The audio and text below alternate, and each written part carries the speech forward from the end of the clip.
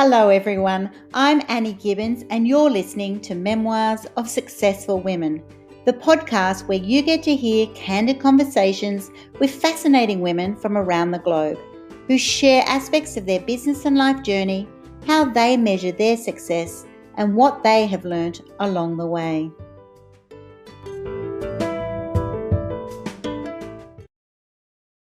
Hello and welcome to Memoirs of Successful Women. Today I'm introducing you to Sharmin Smith, and we're going to be talking all things women in politics. Sharmin was a presidential candidate in the US 2020 elections, and she's also the author of Taming the Teeter.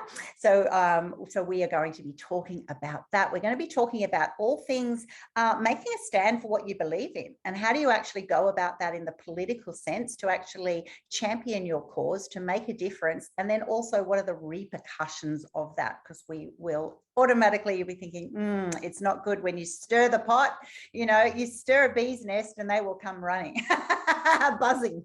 So welcome to my program, Sharmin. Thank you very much, Annie. I appreciate you having me on today.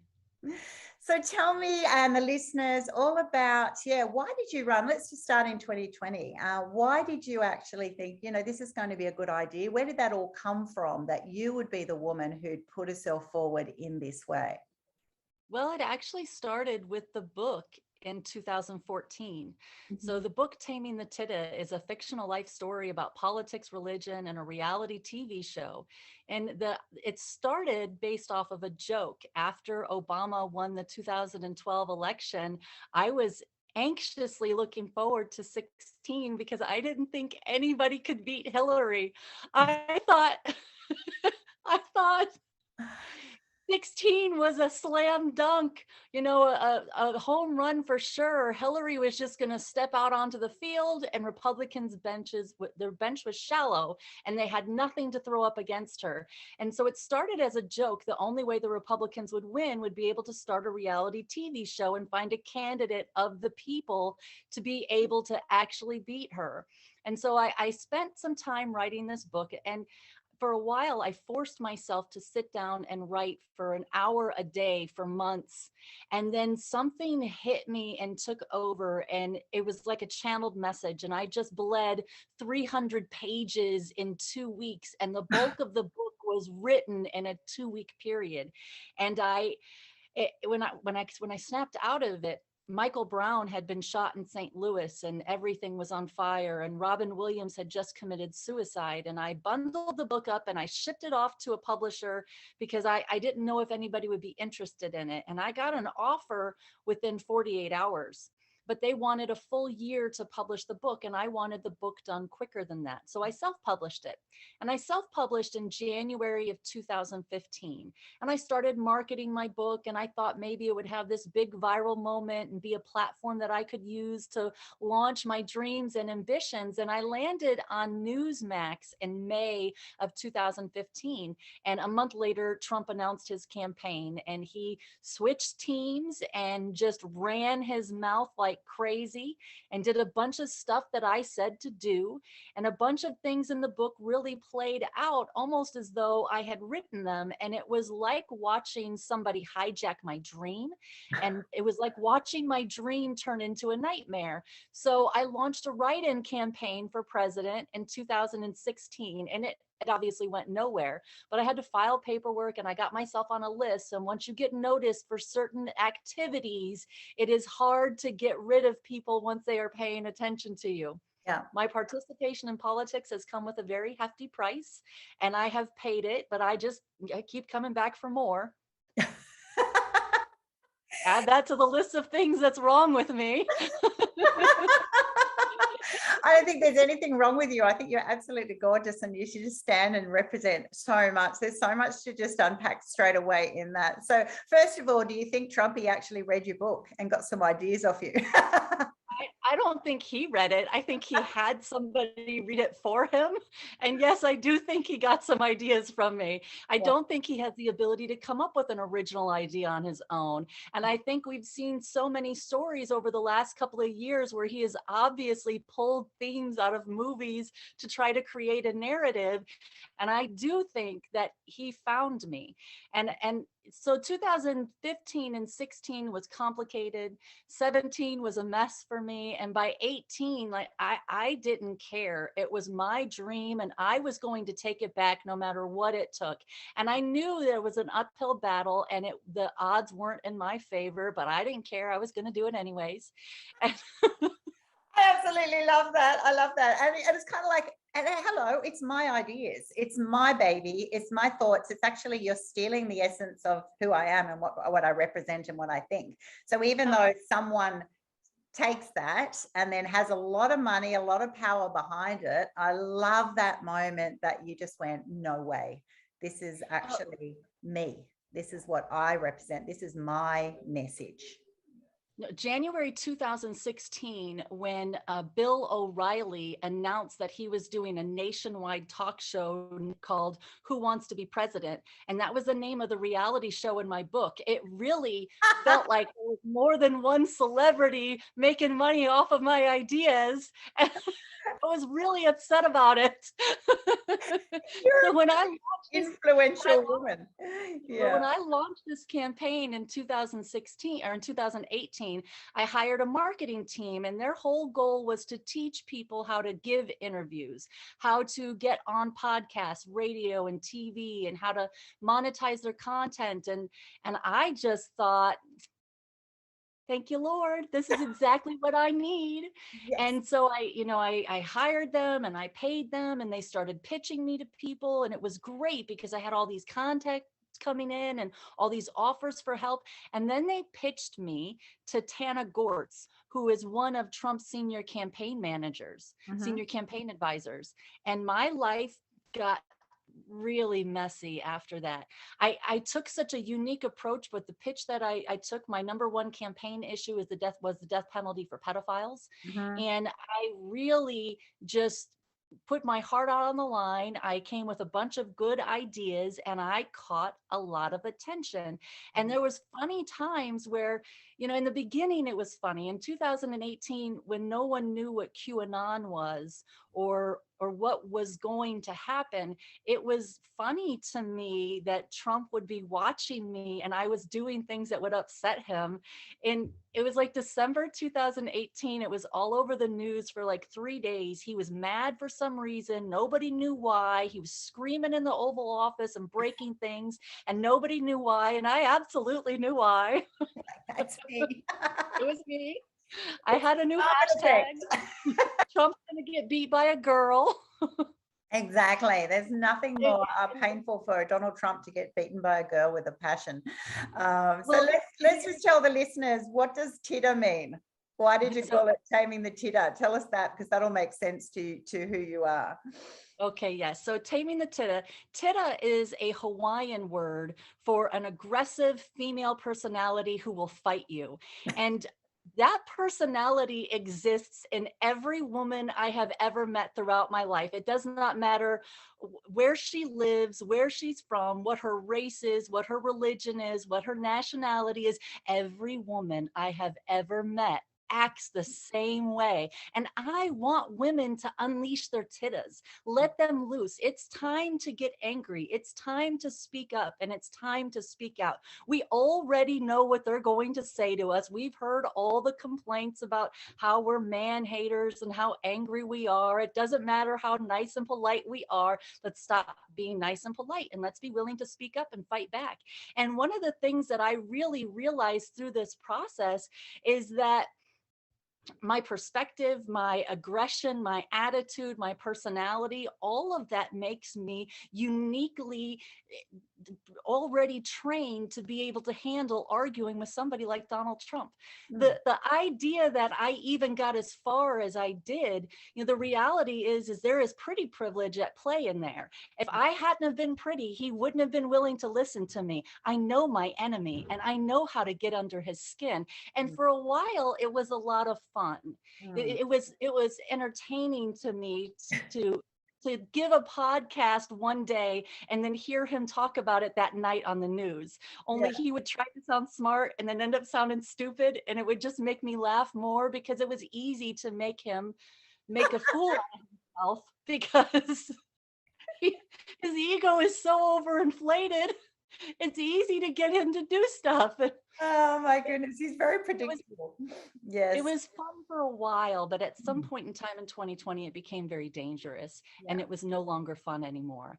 And it was obvious when people were coming to my house and things were getting broken, and there was a lot of really dangerous things taking place. At some point in time, it no longer became fun. There was a lot of personal consequences to me in 2019. I believe the woman that I hired as my campaign manager was actually opposition research sent to me to get to know me and create drama on me, because I had lived my whole life wanting to get into politics. So I lived a very careful life. There wasn't really any scandals following me. Sure, I've done some things wrong. I've made some mistakes. I've got some stories to tell. I'm looking forward to telling them, like, whatever, I got some stories. Yeah. I'm not perfect. And that's one of the things that makes me really unique, but I don't have any scandals. I don't have any drama. And when she showed up, suddenly I had scandals and drama everywhere. And it just kept multiplying. And I couldn't get rid of her. She shut down my website. She made donations to my campaign. She charged them back. She stole a check out of my campaign account and fraudulently signed.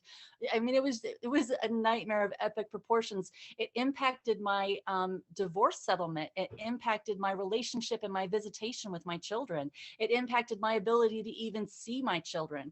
And the quickest way to shut a woman up is to take away her kids. And it worked really well on me. We all know what we say about the women that don't get custody of their kids. And the visitation I get is wonderful, but it's not enough for me. It doesn't make me happy. As a matter of fact, I'm really very angry at this woman who does not have children and does not care about the consequences that she impacted on me and my life. Had she not damaged my relationship with my children, I don't know if I'd have remained as angry as I have for so long. But there really is no wrath like the pain that comes from damaging a mother's relationship with her children. And I dislike this woman and everything she put me through. Now, it is hard for me to put into perspective that she was hired to destroy my life and she is probably a decent person. But the reality is that she destroyed my life and I can't stand her. And as I watched a lot of the stuff that unfolded in 2020, I really began to realize how well connected she was and how powerful her ability was to move media mountains. I was involved in major news stories. Nobody knew who I was.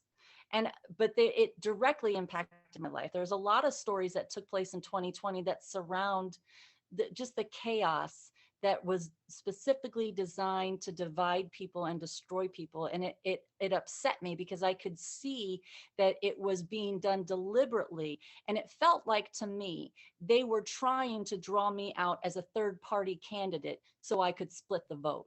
And it was something that she and I had discussed at the beginning of my campaign. She said, well, what happens if you don't get the Democratic nomination? What will you do? And I said, I've already run a write-in campaign. I'll just run another one. So I was a perfect candidate because that's what they were looking for. They wanted someone to split the vote.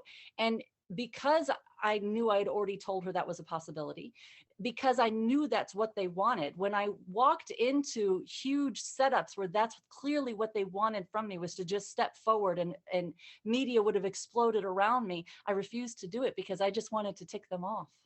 Kenosha Kenosha is my home. And Kenosha is one of the times when it became obvious that this was really dangerous to me.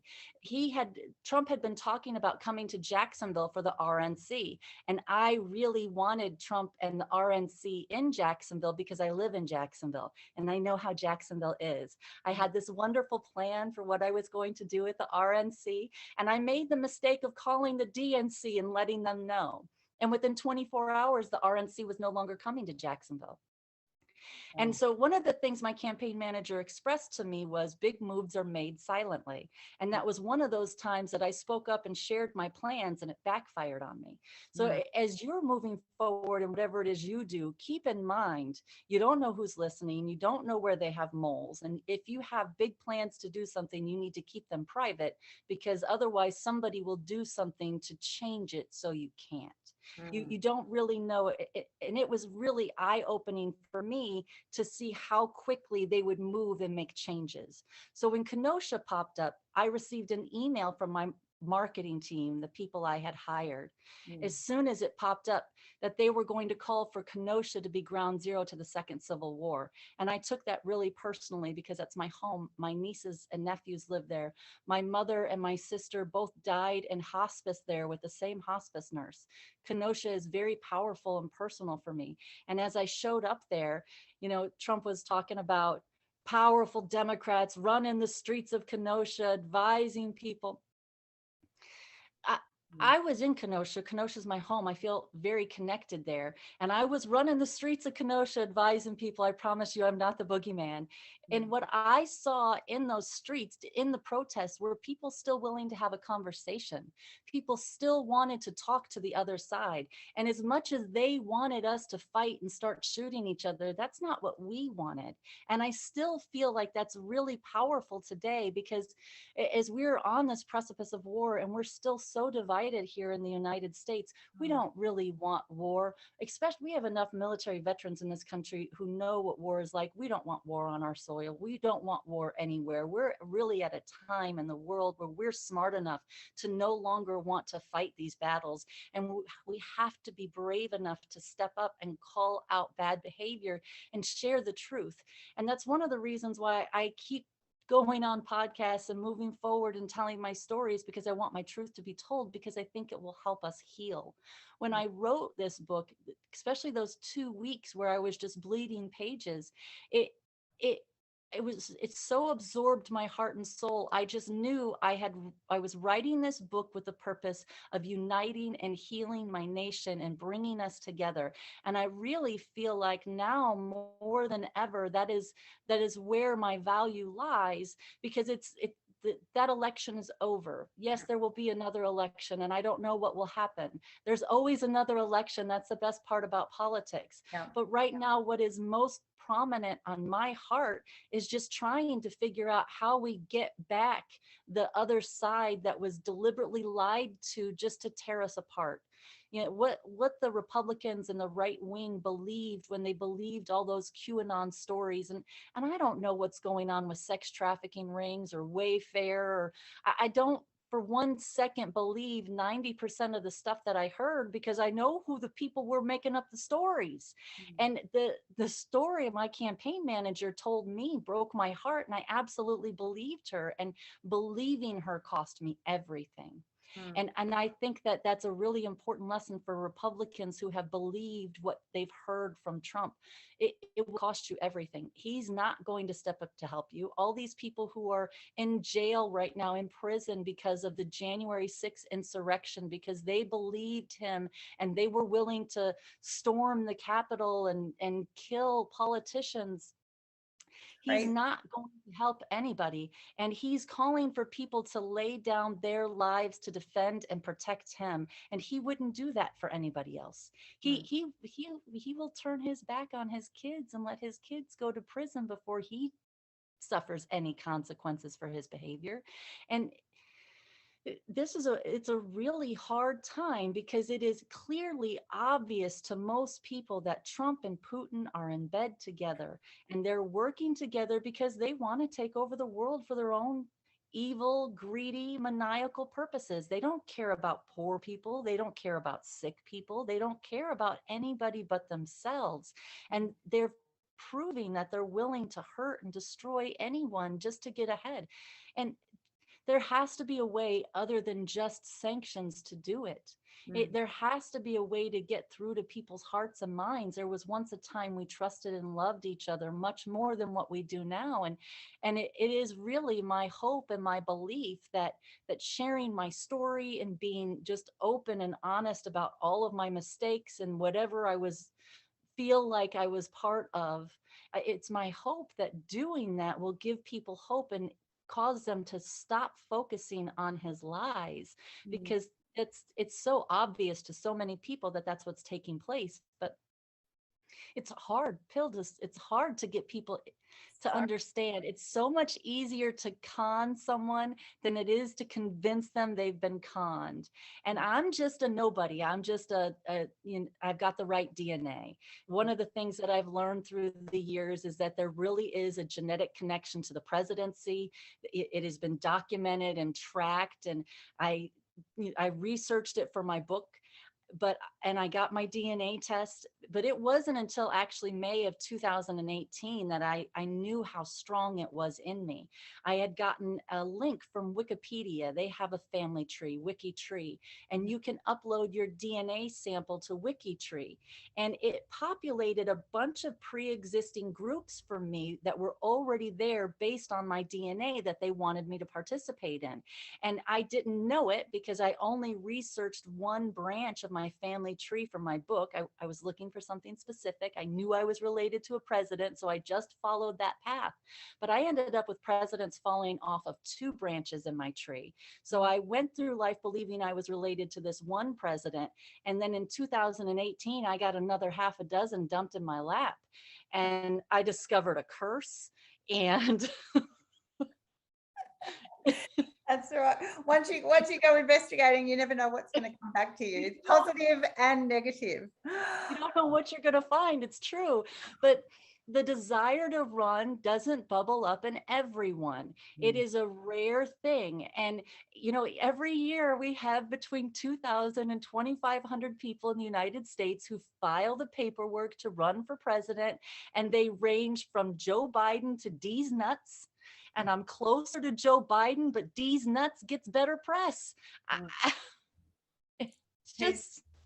It's just America, So people DNA, I know anything's possible in America. That's what they say. You've got this DNA, you've got this natural desire. You're political in nature, right? It totally suits you. It drives you. You've also had an incredible learning curve of, oh my gosh, in essence, and I can hear as you speak, you are a sweetie, you're a passionate sweetie, right? So you're like, I've got a heart, I want to change things. And I know in your backstory, you've got a strong desire to be looking, against pedophiles, incarceration, gun control, other sort of issues that are very serious in nature. And so you're a passionate woman who is driven to make a difference in this world, to make it a better place, make it a more loving place. At the same time, when you head into this journey, you've realized the reality. And then some of your other language is, you've actually got to, be aggressive and almost, play that ballsy game, if we're frank, right? And so it's such a tricky, challenging combination. And then there's trust. And then you go, well, here's someone who should be helping me, who actually is white-anting, not just a campaign, but I'm hearing your whole life. Like, this is serious damage, right? This is Right. So other women will be listening and going, wow, okay, well, how do I do this? I'm a woman who, wants to, make a difference. And then you hear a conversation like this and go, okay, well, I'm passionate, I've got drive, I'm tenacious, I'm happy to play the game, but I'm ethical. But you're also coming against, then you've got to then go, but who do I not trust, as in your campaign manager? Who do I not share my amazing plans with because I now don't trust people? It's a really hard package. I'd love you to share, what's your reality at the moment on how you're reinventing your narrative to yourself and your being, because the next election, it will be around the corner, and you're a woman who's going to be here for the long haul, right? So Right. how will that affect you moving forward to actually give confidence to people that there is hope in the system, hope in the challenge? It's not just all pre-done? Well, and that is a challenge, right? Because one of the mistakes that I made through the process is that I wasn't working within the party, right? Mm, The Democratic Party, the Republican Party, they're very solidly established throughout the United States. And I am a Democrat, but I'm not part of the party. yeah. So I was just out there trying to hire people and do good work and not really be part of the party. But I'm not making that mistake again. And I've reached out to the party and I've let them know who I am and I've let them know what my plans are, and I'm building a different type of team around me. And as disappointed as I am in the woman that I hired, it was a great lesson for me, Mm, because there were red flags mm, and I ignored them because her connections were so good, mm, right? Her professional experience was so next level that I wanted to be involved with her. So even though there were things that made me go, I still kept her around and I regretted it. And there quickly became a time where I was like, "God, how do I get rid of her? mm, What am I going to do? How do I get rid of this person?" And so my advice to you is, as soon as you start to get your spidey senses mm, tickling up that there is a problem, don't ever second guess your gut. Don't ever try to talk yourself into trusting somebody. Just get rid of them and mm, suffer whatever the consequences are earlier rather than later. Keeping her in my life longer because I wanted documentation from her. I wanted proof from her. She'd made all these accusations and I have to have proof. I'm a proof girl. yeah. I'm a former fraud investigator and government underwriter. I like my documents.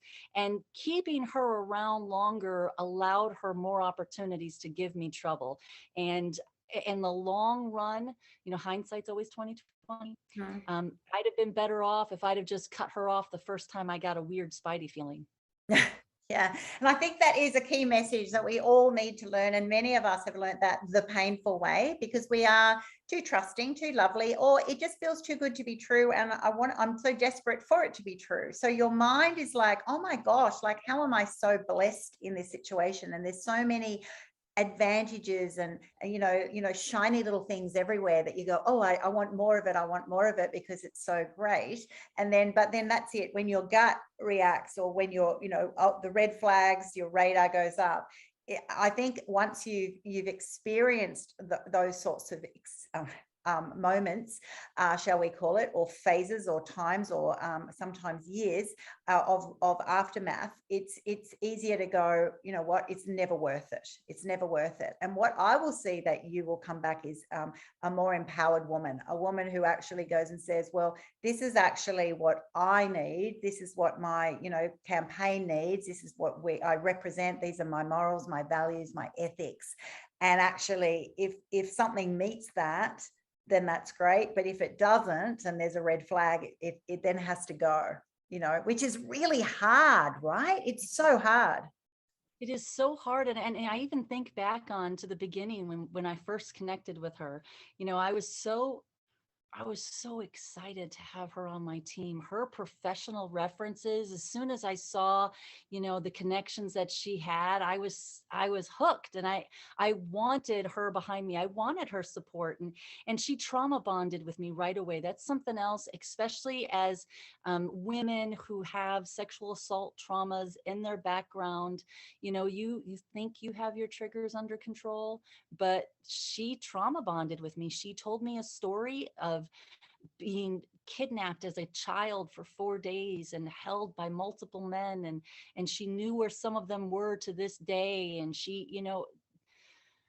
I immediately felt so connected to her and so emotional for her story. And she was so happy to have found a political candidate who was open about their sexual assault history and who was open about harsher penalties for sexual predators, because it's not just the death penalty for pedophiles, it's violent rapists and violent murderers, right? We don't even have an accurate definition of what rape is in this country. In the United States, we have 50 different states, and each state has their own right to make their own definition. And some states don't allow you to revoke consent. We need some standard sets of guidelines and expectations that everybody is expected to follow. And we don't have that. I know in Australia that the women are complaining there because some of the men's behavior is so out of control in Australia. But we have a real problem here in America. And the men have been hearing women complain about bad behavior their whole life, and they still don't have a clue how they're supposed to act. Mm. Mm.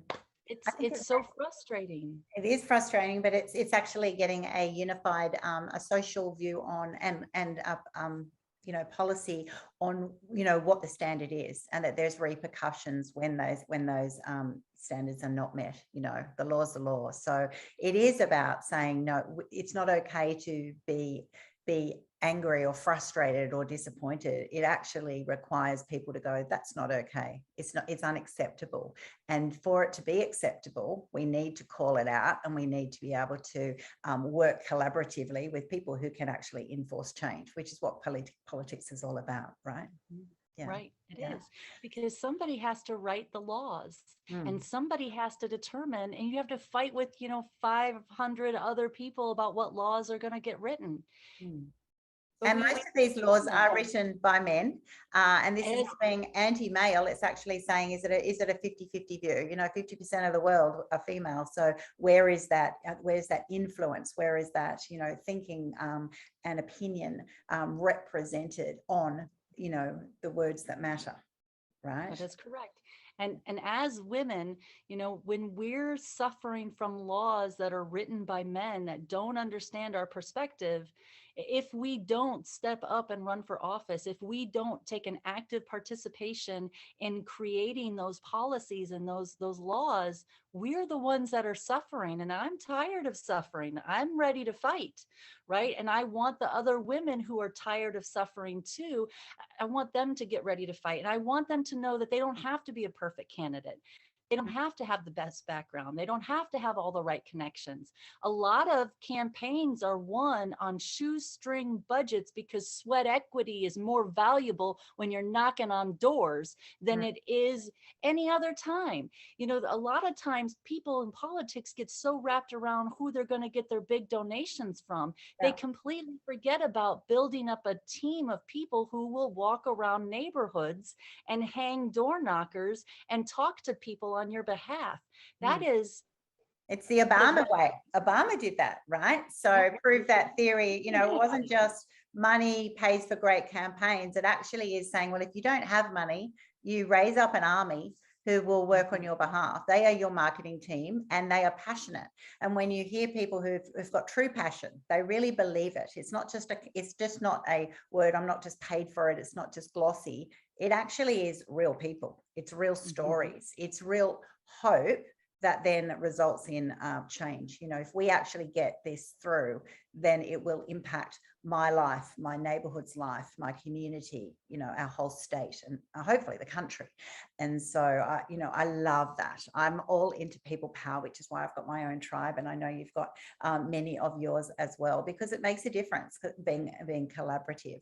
And that's a tricky issue there too, because you're wanting to go collaborate over compete, and you're wanting to be open and trusting, but then you also have to be very savvy and very guarded about, who is in your best interest and who isn't, and who is, basically on your team, and so I think that you've demonstrated the sum of the power of I talk about the 5 closest people to you, but when you have someone who is deeply connected to you at your root cause, of your heart and the things that you campaign against, and they get into that, is incredible, the influence they have and how hard it is to extract that, right? Because there's always, and the longer you leave it, the more painful it is, right? So you've got more pain and you've got more damage, right? So no wonder you are a wreck at the end of it.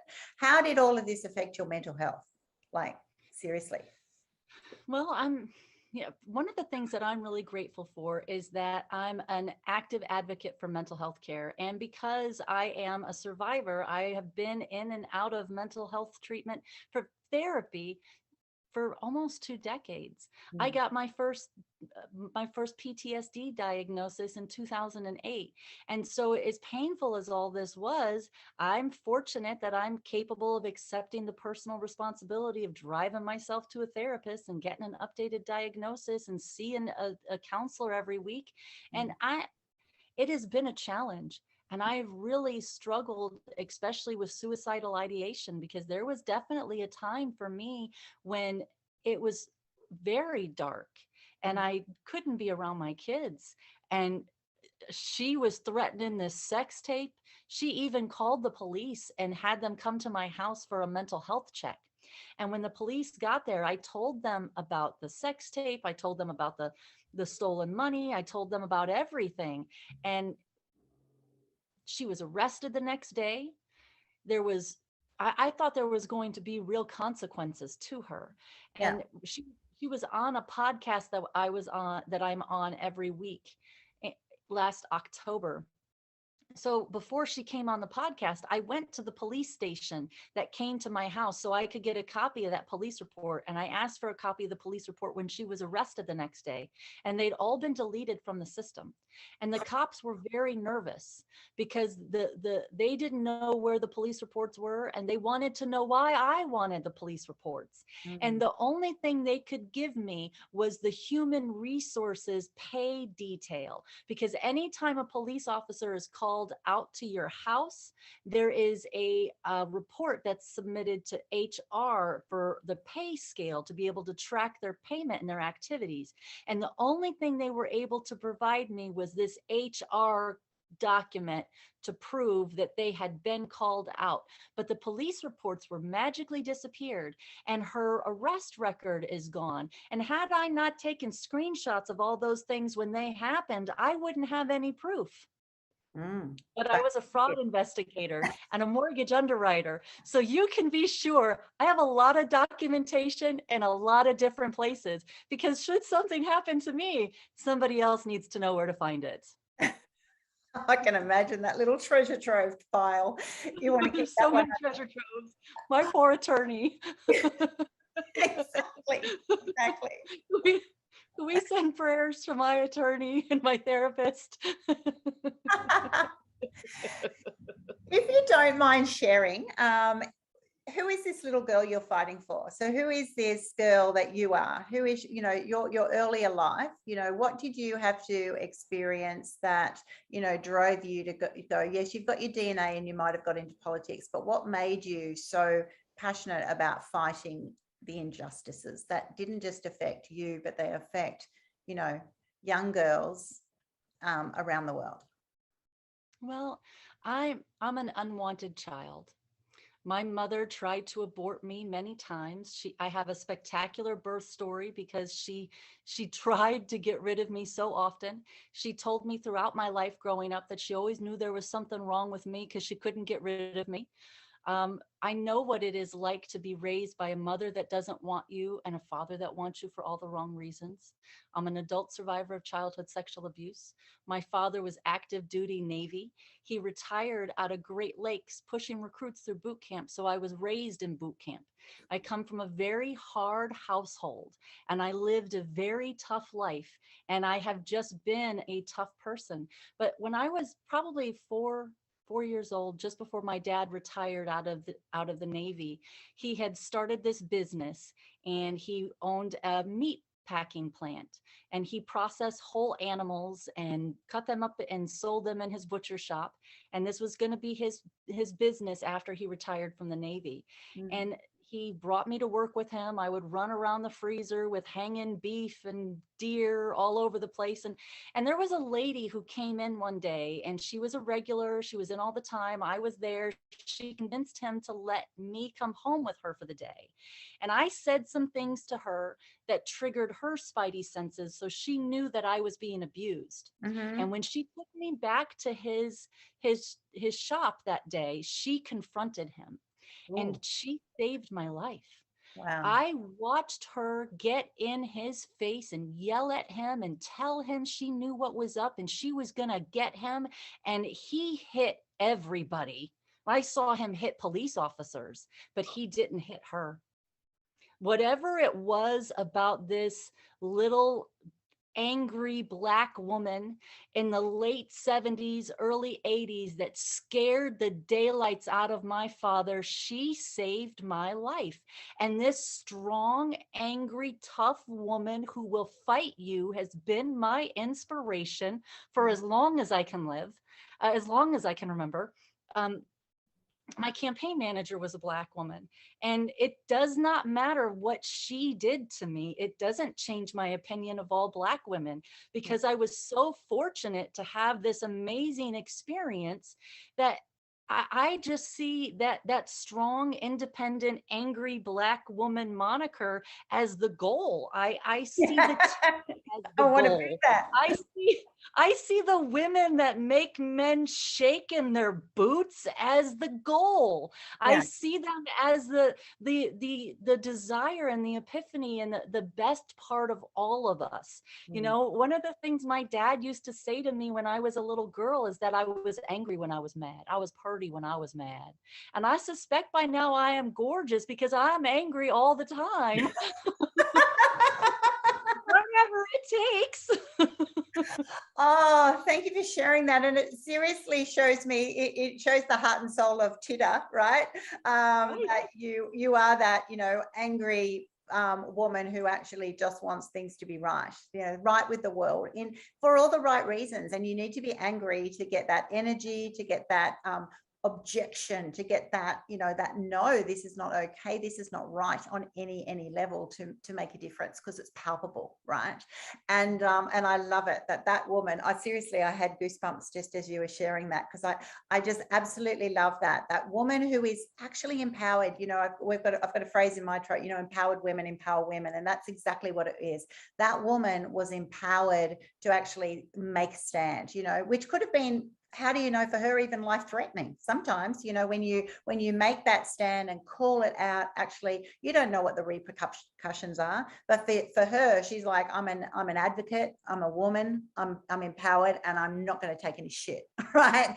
And I'm not going to let that continue for this poor girl, because you represent women globally, girls globally who are in this circumstance. And if you don't have that kind of tenacity, that wildfire, then things won't change. So those people who go and say, well, I don't want women to be angry, well, that's right, we shouldn't have to be angry. We don't want to be as angry as we are. But if there is an injustice, if there is something that needs changing, well, we will fire up, and we should fire up. And not only that, we will unite and get a wildfire storm happening around us to actually make you take notice, to say, to in fact change the world. So I absolutely love that. And I think you totally represent that girl who, for someone that inspired you, you are that woman now that is inspiring so many others around the world. Wow. Thank you. Okay. We could seriously chat all day. This has just been such an amazing conversation. So let's just finish up with, this, where to from now? What's your next step? What are your main causes? How are people going to find you? How can they support you in the next journey for Sharmin Smith? Well, you can find me on most social media platforms under Sharmin Smith or Taming the Titta. I'm working on a book right now. I actually just got the cover art for it today, and it's called Ms. Please, Lessons Learned of a Campaign Trail from a Female Presidential Hopeful. And I intend to put together just a bunch of tips and advice to share with other women who are interested in politics, and send out some thank yous and some gratitude into the universe for women who helped me and inspired me along the way. And then I'm also working on, so there'll be pre-orders, pre-sales available for this book on Amazon shortly. But I'm also working on a more detailed story of the events from the summer of 2020, because as I talk about it, I realize how valuable that information will be to help people kind of deprogram and dissect the events where they were conned. And that book is being called A Midsummer's Nightmare. So you can also find me. I've just started a YouTube web channel, a YouTube channel, and it's called Sharmin's Web of truth and lies. And I'm going to be putting together, a collection of all of my podcasts and some stalking videos from a gang of goons that like to make my life miserable. And I like to expose them because it makes them run like roaches into a corner. Uh, Yeah, call it out. Call it out. Name and shame. Well, they thought it was okay to make threats of sexual assault to me and post my address and tell people how to find me so that they could hurt me. One good turn deserves another. Wow. You want to threaten me, then I'm just going to put up the videos of the threats so everyone can see it and they can decide what you are for themselves. Yeah. And it's really disappointing, but But it is. It is what it is. Exactly. When you get into politics, you need to know that the other side is going to come after you, and they're going to make up false accusations. They're going to spread lies, and they're going to say horrible things about you. As long as you know what the truth is and you know their lies, you just keep moving forward. That's my game plan. I've been accused of plagiarizing my book, and I just want to know who it is I ripped off, because that chick is awesome and I want her to be my drinking buddy. Right. Proven that you're actually the opposite. You're the clairvoyant. You're the one who knew, you predicted the political TV show. You've already ahead of the time in all of your earlier premonitions and the things that you were doing. So that is so hilarious. I think your next book should be Teflon coated, like just like, it's right, like, I am so assured and I'm so empowered. It's like, sure, do it. And then I'll just show everyone. Yep, no worries. Because when you confront the bully, they lose the power. You actually don't hide from it. You don't get wounded by it. You're Teflon coated, right? You just go and say, obviously you've got to work really hard to get to that level. But when it doesn't hurt anymore, when you actually know it's not a truth, it doesn't affect me. I feel sorry for you. I feel sad for you if that is how you have to live your life. So it is what it is. And then I move on because I'm too busy, doing what matters. And that's what I see in you, Sharmin. And I just know everyone is going to love reaching out with you, reading your book, Taming the Titter, going to your website, which all Sharmin's details will be on my platform. Follow this lady because she is one tenacious, awesome woman who is on a mission and to enforce change. And it is hard to do it by yourself. You need people sort of behind you, cheering you on. And that's definitely what I am doing. And I know women around the world are saying, thank you, Sharmin, for standing up and to be making a difference. And appreciating with incredible gratitude, because we know the cost. We know the cost that it brings when people rattle the cages and upset some people, right? So, although you do have the most gorgeous smile, by the way, it's about saying, beneath that, it's like, yeah, I will keep smiling and I will keep powering, but we appreciate the load that you are carrying on behalf of so many. So thanks for being on my program today. Thank you. I appreciate you.